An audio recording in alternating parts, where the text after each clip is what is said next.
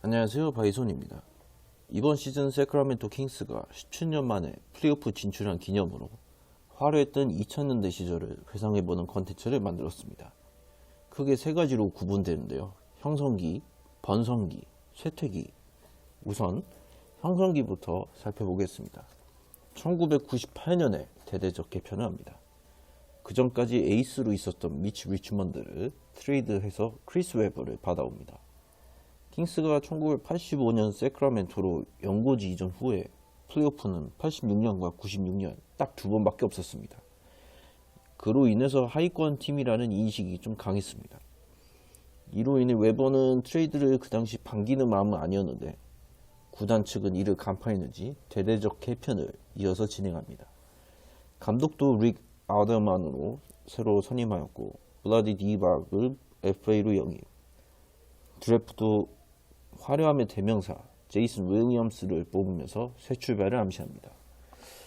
이번 웨버 디박 윌리엄스 조합으로 그동안 약했던 공격과 수비 부분에서 조금 개선이 됩니다. 98-99 시즌에 연고지 이전 후 처음으로 5할 이상의 승률을 달성합니다.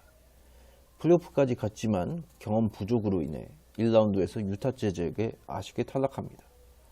다음 시즌 베테랑 닉 앤더슨 영입해서 조금이라도 개선을 하려 했으나 또다시 플레이오프 1라운드에서 LA 레이커스에게 허무하게 탈락합니다.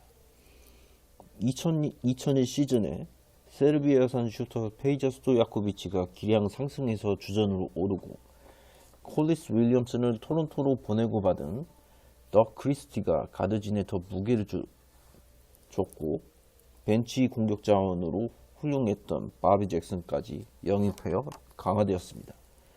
처음으로 이제 2라운드에 진출하는 성과를 보였으나 또 레이커스에게 막히는 불운이 생기죠. 이 시즌 뒤에 그동안 문제라고 판단되었던 핸들러인 제이슨 윌리엄스를 당시 밴쿠버에 있던 마이크 비비와 맞트레이드를 단행합니다. 이 비비가 오자마자 번성기가 시작되는 셈으로 보면 될 것 같습니다.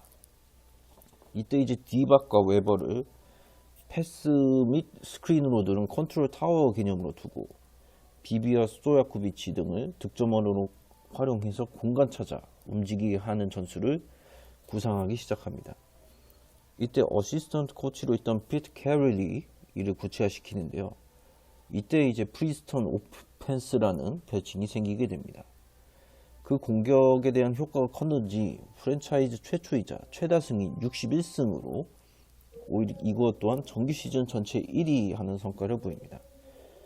그래서 우승으로 이어지는가 싶었는데 컨퍼런스 결승에서 숙적 레이커스를 만나게 됩니다. 이때 심판진들의 판정 논란이 많이 있어서 결국 결과론적으로 아쉽게 7차전에서 무릎을 꿇습니다. 이때 레이커스를 꺾고 결승에서 뉴저지 네츠를 만났다면 한번 우승을 해볼 수 있었을 텐데 라는 아쉬움만 남깁니다. 그래도 2002-2003 시즌 핵심 코어 그대로 유지하고 다시 우승을 위한 도전을 하였지만 웨버가 시즌 중반 발목 부상을 빠졌다가 플레이오프 시점을 맞춰 복귀는 했지만 이 서부 2라운드 댈러스와의 그 시리즈에서 2차전 중에 웨버가 무릎 부상을 당해 아웃을 당해 세크라멘토는 7차전 끝에 2라운드 탈락을 하게 됩니다. 이 부상이 생각보다 심각해서 좀 장기화될 거라 전망을 해서 03-04 시즌 전에 인디애나, 샌안토니오 등과 연합 트레이드를 통해 센터 브랜드 밀러를 영입했는데요. 브랜드 밀러도 패스 그리고 가드진과 연계 공격이 가능한 다재다능한 센터여서 웨버의 빈자리를 잘 채울 거라 생각했고 그리고 웨버는 그 시즌 후반부에 팀에 복귀해서 플레이오프 상위권 경쟁에 더 힘을 주었는데요. 플레이오프 2라운드까지 진출하는데 당시 03-04 시즌 MVP였던 케빈 가넷이 이끄던 미네소타를 만나게 되는데 7차전 원정 마지막 순간까지 치열하게 경기했으나 막판 공격 실패로 인해 거기서 아쉽게 우승을 향한 도전이 마무리됩니다. 2004-2005 시즌 이후부터는 이제 블라디 디박이 팀을 떠나게 되고 웨버가 예년과 같은 활약이 되지 못해 필라델피아로 시즌 중반 트레이드 되면서 조금 팀 분위기 자체가 바뀌게 되었는데요. 또한 공격력 강화 위해서 올랜도로부터 커티너 모블리를 영입하고 이에 더 크리스티를 보내게 됩니다. 그러다 보니까 이제 수비력이 조금 약화돼서 이전과 같은 좋은 성적이 나오지 못하는 시기로 접어듭니다.